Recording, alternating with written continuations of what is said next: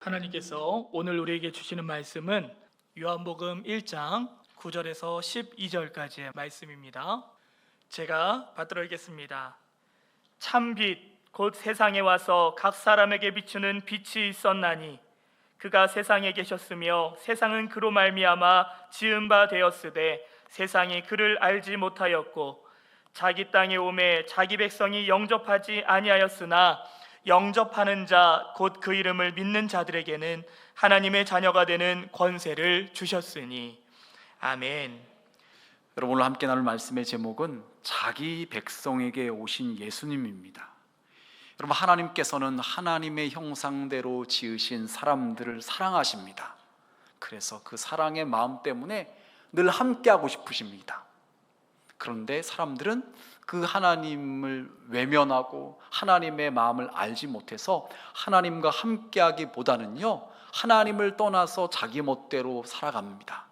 그러다 보니까 그 자기 멋대로 살아가는 그 인생이 힘들고 고달프고 괴롭게 될 수밖에 없는 것이죠. 그런 그들에게 하나님께서는 그들을 불쌍히 여기셔서 선지자들을 보내십니다.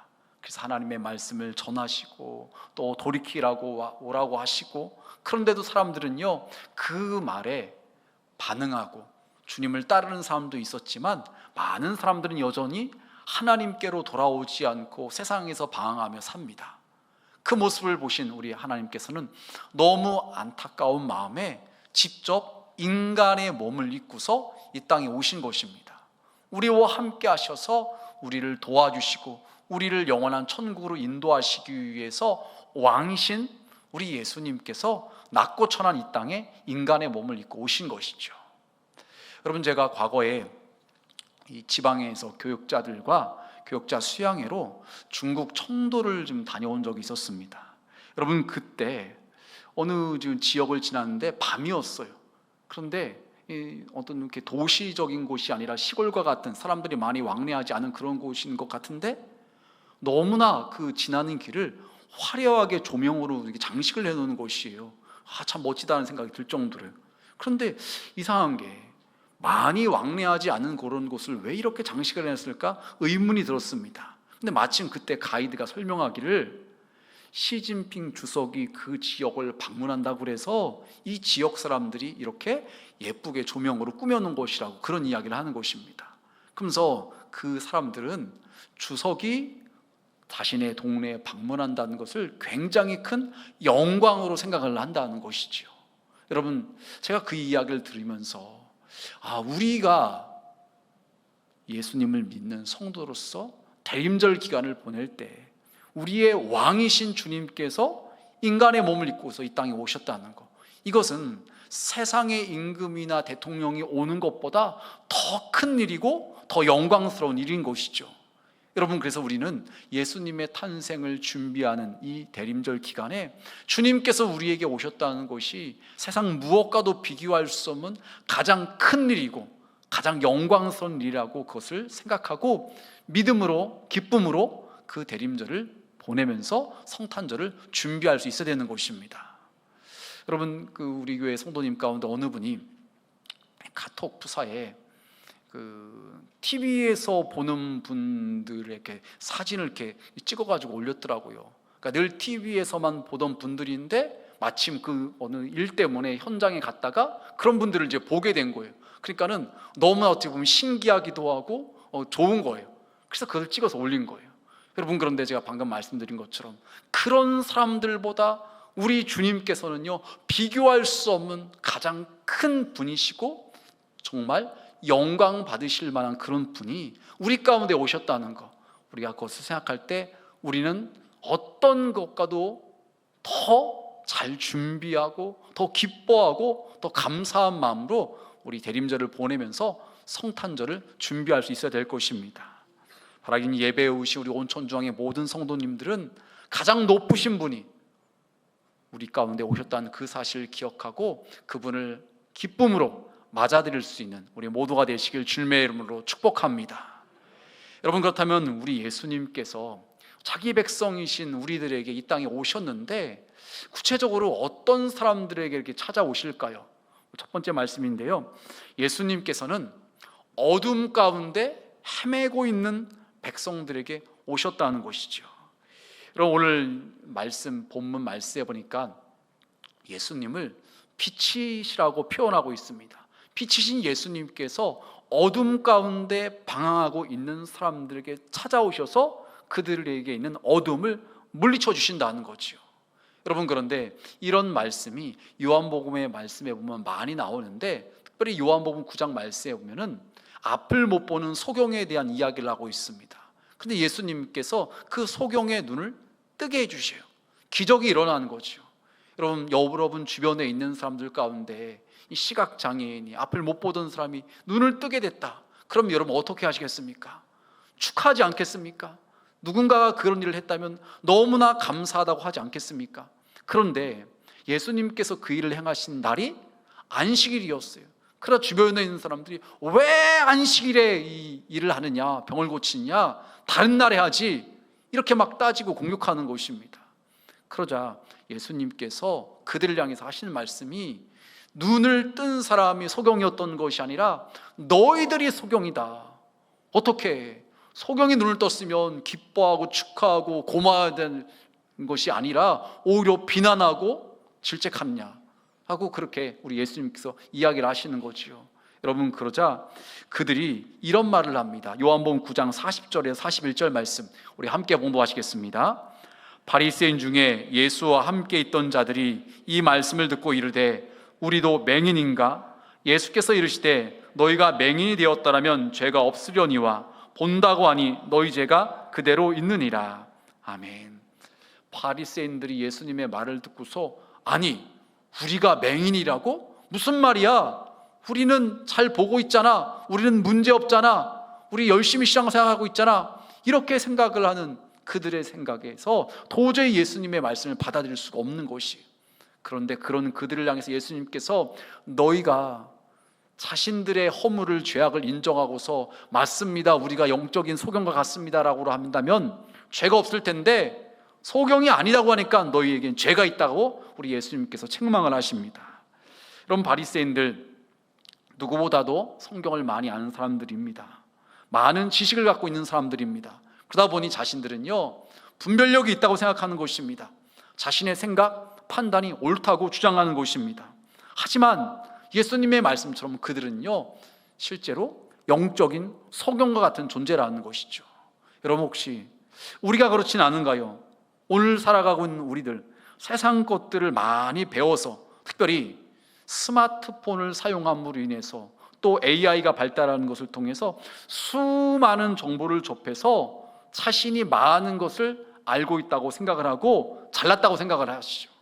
하지만 하나님께서 보실 때 우리는 영적인 소경과 같은 모습일 때가 있다는 것입니다. 어둠 가운데서 헤매이고 있고 분별하지 못하고 있는 그런 때가 있다는 것입니다. 여러분, 제가 과거에 부교육자로 사역하던 교회에서 교회 부흥회가 있었어요. 그래서 제가 의전을 담당하느라 강사 목사님을 모시고서 운전을 하고 가는데 길을 잘못 들어섰어요. 근데 문제는요, 그 지역이 개발되고 있는, 공사가 되고 있는 그런 지역이다 보니까요, 가로등도 없고 이정표도 없는 거예요. 또 개발 중이라는 곳이다 보니까 내비게이션에도 구체적으로 안 나오는 거예요. 그래서 제가 땀을 뻘뻘 흘리면서 운전을 해서 목적지에 잘 도착해서 모시다 드렸는데, 원래는 15분이면 도착할 곳을 30분 만에 도착을 한 거예요. 그러니까 제가 얼마나 난처했는지 몰라요. 근데 뒤에 계시는 그 강사 목사님은 그것을 아는지 모르는지 아무 말씀도 안 하시고 그냥 가만히 계셨었습니다. 여러분, 우리의 인생살이 이와 같을 때가 있습니다. 캄캄한 밤에 잘못된 길로 들어서고 헤매이고 고생하는 그런 경우가 생기죠. 여러분, 그런데 오늘 말씀에 예수님께서는 만약 우리가 영적 소경과 같은 우리의 연약함을 인정하면 괜찮지만, 인정하지 않고 나는 문제없어, 나는 괜찮아, 나는 지금 잘 살아가고 있어, 이렇게 생각한다면요, 그것이 더 큰 문제가 된다고 말씀하고 계시는 것이죠. 여러분, 요한계시록 3장을 보면은 소아시아 7교회 가운데 라오디게아라는 교회에 대한 이야기가 나옵니다. 이 라오디게아 교회는요, 오늘날 튀르키예, 옛날 터키라고 그러죠. 그 지역에 이제 속한 이제 교회인데, 그 지역에는요, 유명한 안과 병원도 있고 좋은 안약을 만들어서 판매를 했다고 합니다. 그렇다 보니까 거기에 있는 사람들은요, 뭐 이렇게 눈과 관련된 질병에 대해서 크게 걱정할 일이 없는 것이죠. 좋은 병원도 있고 좋은 약도 있으니까. 그런데 예수님께서 그 지역에 있는 성도들에게 하시는 말씀이, 너희가 눈이 멀었다, 눈에 문제가 있으니까 안약을 사서 바르라고 말씀을 하십니다. 이게 뭔가요? 너희들이 아무런 문제가 없는 것 같지? 아니야. 너희들은 실제적으로 영적인 소경과 같아. 그러니 너희들 안약을 사서 바르라고 비유적으로 그렇게 말씀을 하십니다. 여러분, 사람들은요, 이처럼 영적인 눈이 어두워져 있으면서 자신이 잘 못 보면서도, 분별하지 못하면서도 아무런 문제가 없는 것처럼 생각하고 살아가는 경우가 있다는 것이죠. 여러분, 이런 우리에게 빛이신 예수님께서 찾아오셔서 우리의 눈을 밝게 해주신다는 것입니다. 여러분, 그래서 요한복음 12장 46절 말씀에 이렇게 말씀을 하십니다. 나는 빛으로 세상에 왔나니 무릇 나를 믿는 자로 어둠에 거하지 않게 하려 함이로라. 아멘. 빛이신 예수님께서 이 세상에 오심으로 말미암아 사람들로 하여금 어둠 가운데 거하지 않게 하신다는 것입니다. 어둠에서 헤매이고 방황하고 어쩔 바를 모르는 그런 인생들로 거기서 벗어나서 분명히 보고 분명히 알고 바른 길로 갈 수 있도록 우리 주님께서 도와주신다는 것입니다. 여러분, 빛이 비춰질 때 어둠이 사라지죠. 캄캄한 방 안에 초를 켜면 방 안이 환해지는 것이죠. 마찬가지로 빛이신 예수님께서 우리 가운데 오실 때, 우리가 모셔드릴 때 그분으로 인해서 우리는 밝히 볼 수가 있고 바르게 선택할 수가 있고 바른 길로 갈 수가 있는 것입니다. 대림절을 맞아서 우리 주님께 나오신 우리 모든 성도님들은요, 예수님께서 우리 가운데 빛으로 오셨다는 사실을 기억하시고 그분을 모셔드리고 그분과 함께하는 가운데 어둠에서 벗어나서 바르게 보고 바르게 갈 수 있는 우리 모두가 되시길 주님의 이름으로 축복합니다. 여러분, 두 번째로 예수님께서는요, 고통 가운데 신음하고 있는 백성들에게 오셨습니다. 여러분, 사람들은 인생살이로 힘들어합니다. 과거에도 그랬고 오늘도 그랬고 마찬가지입니다. 아무리 문명이 발달하여 살기 좋은 세상이라 할지라도 사람들은요, 여전히 힘드네, 죽겠네, 막 이런 말들을 하죠. 오히려 과거보다 살기는 분명히 더 좋아졌는데 정신적인 문제로 고통을 호소하는 사람들은 점차 늘어나고 있습니다. 예수님께서는 이렇게 세상살이 가운데서 신음하고 힘들어하는 사람들에게 찾아와 주신다는 것이죠. 여러분, 이것이 우리 가운데 너무나 큰, 그렇기 때문에 은혜가 되는 것입니다.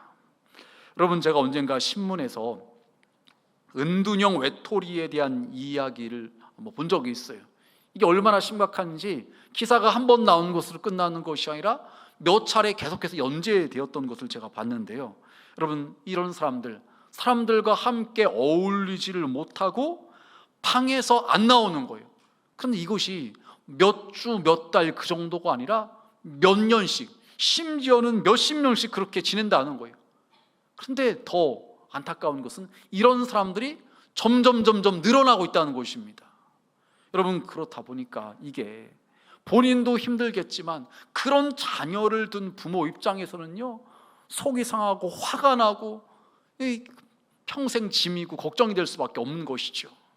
여러분, 그런데 이 기사를 보니까 이런 분들의 나이가, 연세가 많아지셔서 이제는 막 80을 막 넘어가고 있고 자녀들은 막 50대까지 막 그렇게 가고 있다는 거예요. 그러니까 걱정이 되는 것이 무엇이냐, 내가 세상 떠나면은, 지금까지는 내가 챙겼는데 내가 돌봤는데 내가 세상 떠나면은 이 자식 어떡하나, 이 우리 아들 딸 어떡하나, 그 걱정 때문에 잠을 못 잔다는 것입니다. 여러분, 은둔형 외톨이들 왜 생겨났는지 정확한 원인은 알 수 없지만 대부분의 상당수의 그 이유가 사람들에게 상처받아서, 사람들과의 관계 때문에 아픔을 겪어서 사람들을 만나기를 꺼려하고 심지어 두려워한다는 거죠. 누군가에게 그러다 보니까 이런 사람들은 자신의 속마음을 털어놓지를 못하고 혼자서만 끙끙거리며 힘들어하는 것입니다. 여러분, 사람들은 이처럼 살아가면서 상처를 주기도 하고 상처를 받기도 하면서 살아갑니다. 사람마다 살아온 환경은 다르고 생각하는 것이 다르고 행동 유형이 다르기 때문에 또 서로를 잘 모르기 때문에 상대방에 대한 충분한 이해가 없기 때문에 이런 일들이 벌어지는 것이죠. 그런데 너무나 감사한 것은 이런 우리에게 우리 주님께서는 찾아오신다는 것입니다. 우리를 위로해 주시길 원하신다는 것입니다. 여러분, 더 나아가서 우리 예수님께서는요, 세상 사람들에게 때로 비난받고 세상 사람들에게 무시받고 사람들이 외면하는 그런 사람들 가운데도 찾아온다는 것입니다. 여러분, 이것이 좀 이해가 되실지 모르겠어요. 여러분, 성경에 보면은 그런 사람들의 이야기가 나옵니다. 세리장 삭개오, 사람들로부터 손가락질 받던 매국노 취급을 받던 사람이었는데 그에게도 예수님께서 찾아오셔서 오늘 내가 내 집에 유하여야 하겠다. 이 사람도 아브라함의 자손이다. 우리 예수님께서 그렇게 말씀하시면서 그를 다시 일으켜 세워주시죠. 여러분, 또한 우물가의 여인, 사람들을 만나는 것이 두렵고 무섭고 피하고 싶었던 여인입니다. 상처가 너무 많았던 여인입니다. 사람들이 가까이 하지 않을 법한 그런 여인이었습니다. 그럼에도 불구하고 예수님께서 일부러 그 여인을 위로하고 다시 회복시키시기 위해서 햇볕이 가장 강렬하게 내리쬐는 그 정오에 40도가 막 넘나드는 그런 날씨에 일부러 우물가로 찾아가셨습니다. 여러분, 이것이 우리 주님께서 우리에게 베푸시는 사랑이죠. 여러분, 그래서 예수님께서는 그들에게 찾아가셔서 그들과 함께 시간을 보내고 함께 식사를 하십니다. 그런데 이것에 대해서 세상 사람들은요, 왜 예수님께서 죄인들과 함께 하느냐고 이해 못하고 예수님을 비난하는 것입니다. 그때 여러분, 예수님께서 뭐라고 말씀하십니까? 우리 마태복음 11장 19절 말씀 함께 봉독하시겠습니다. 인자는 와서 먹고 마심에 말하기를 보라, 먹기를 탐하고 포도주를 즐기는 사람이요 세리와 죄인의 친구로다 하니 지혜는 그 행한 일로 인하여 옳다함을 얻느니라. 아멘. 여러분, 예수님께서는요, 세리와 죄인의 친구가 되신다는 것입니다. 사람들은 이해하지 못하고 비방합니다. 욕합니다. 예수님께서 좋은 음식 먹으려고 그 사람들 집에 들어간 거 아니야? 이렇게 이야기하지만 예수님께서는 그런 것이 아니라 그들을 구원하시고자 그들의 마음 가운데 말 못한 아픔과 슬픔인 것을 아시기에 그들을 위로하시고 그들을 다시 일으켜 세우시기 위해서, 회복시키시기 위해서 찾아오셨다는 거지요. 여러분, 우리 주변에도 그런 사람들이 있습니다. 사람들에게 인정받지 못해요. 무시당합니다. 그런데 그것이 전혀 근거가 없는 그런 것이 아니라 그런 취급을 받을 만한 사람들인 그런 사람들이 있어요. 여러분, 그런데 우리는 그들의 속마음을 몰라요. 속사정을 몰라요. 왜 그 사람들이 그렇게 살아왔는지, 왜 사람들로부터 비난받을 만한 행동을 하면서 살아왔는지 몰라요. 그런데 예수님께서는 그들의 마음을 아시기 때문에, 그들의 형편 사정을 아시기 때문에 그들을 딱하게 여기시고 긍휼히 여기시는 마음으로 그런 자들에게도 찾아오셔서 그들을 위로하시고 그들과 함께 해주시는 것입니다. 여러분, 항상은 아닐지 모르지만 이런 모습들이 우리에게도 있을 때가 있어요. 그러다 보니까는 너무 힘들고 속상한데 아무도 나를 알아주지 않고 위로해 주지 않을 때가 있습니다.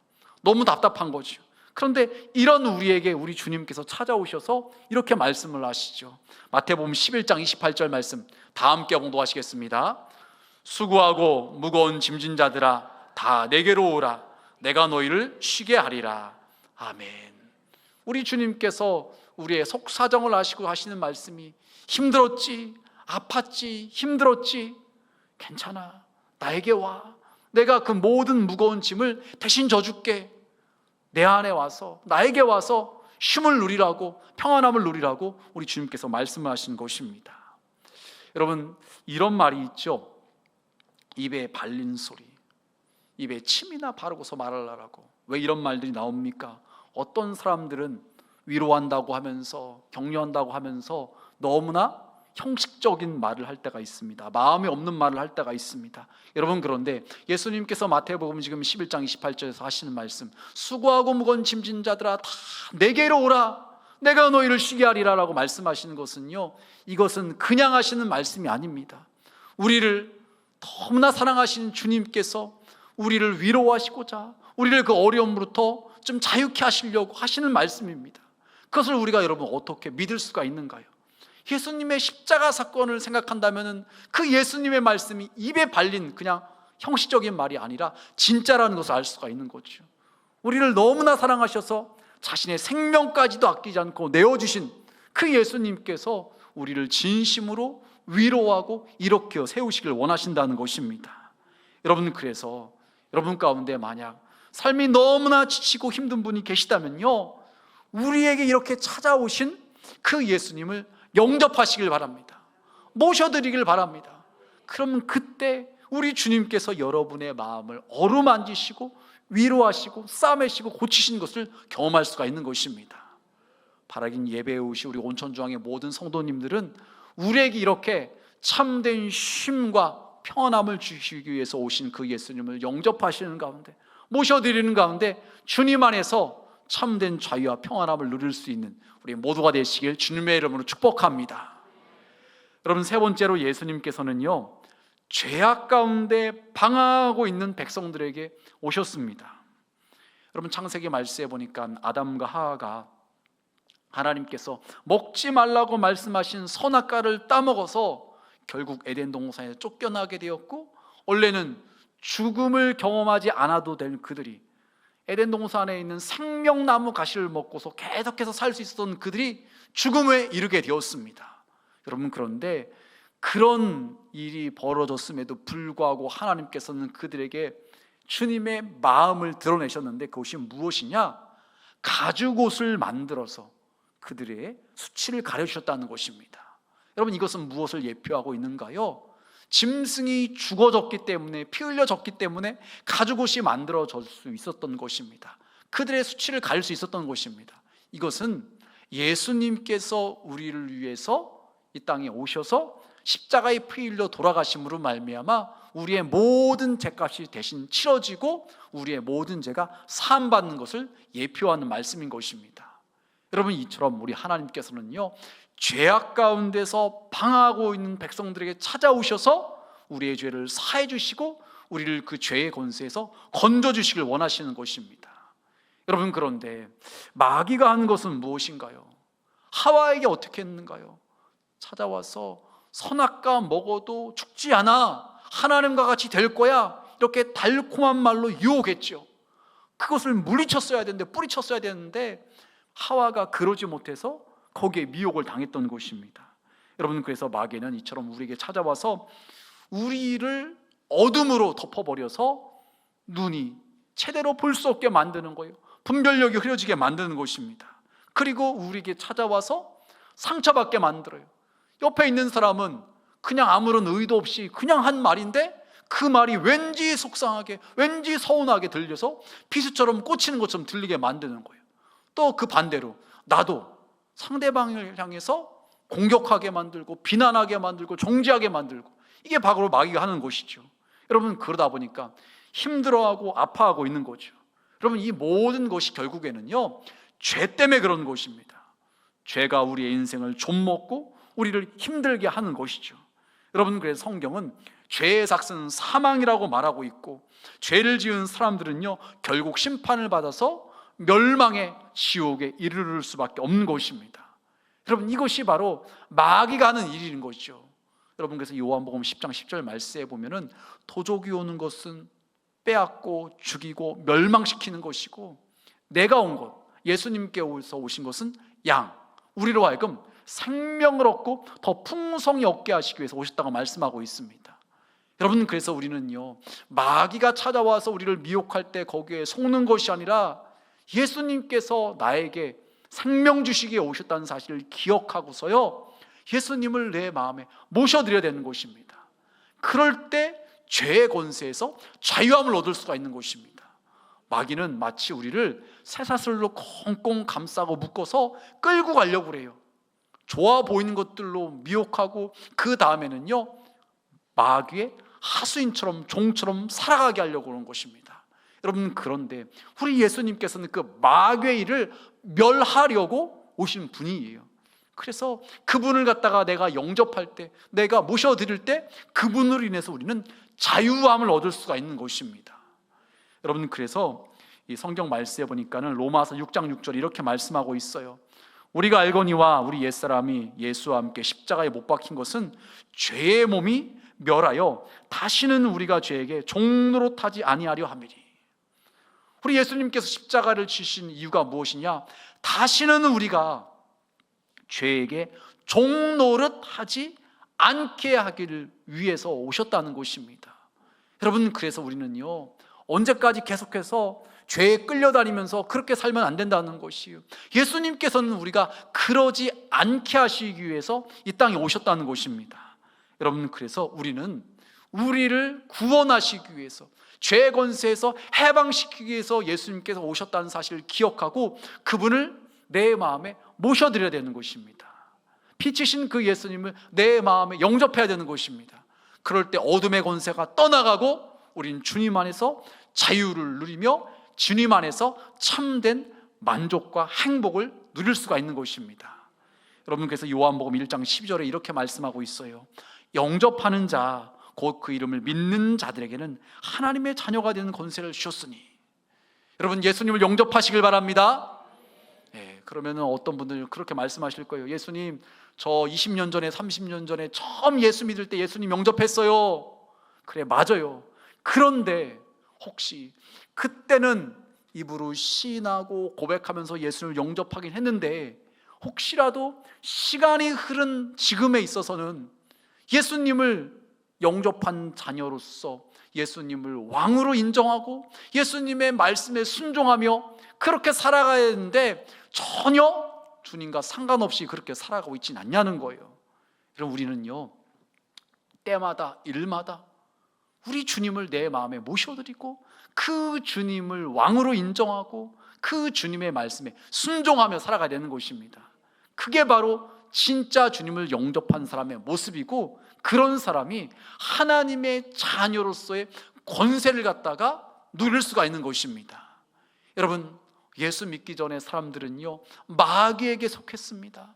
마귀가 기뻐하는 일을 하며 살았었던 것이죠. 그런데 이제 예수님을 영접하는 순간 우리는 하나님의 자녀가 된 것이고 하나님의 자녀로서의 권세, 특권을 누릴 수가 있는 것입니다. 이런 말씀을 정리하겠습니다. 2000년 전에 우리 자기 백성에게 오신 예수님, 2000년 전에만 오신 것으로 끝나신 것이 아니라 오늘 우리에게도 오십니다. 영적으로 마치 소경처럼 헤매이고 있는 우리 가운데 오셔서 우리와 함께 하기를 원하시는 것이죠. 세상살이 가운데 힘들고 지쳐서 상처받고 괴로워하고 있는 우리 가운데 찾아오셔서 우리를 위로하기를 원하시는 것이죠. 또한 죄의 권세 가운데 붙들려서 죄의 노예처럼 살아가고 있는 우리들을 그 죄의 권세에서 건져서 구원하길 원하시는 것입니다.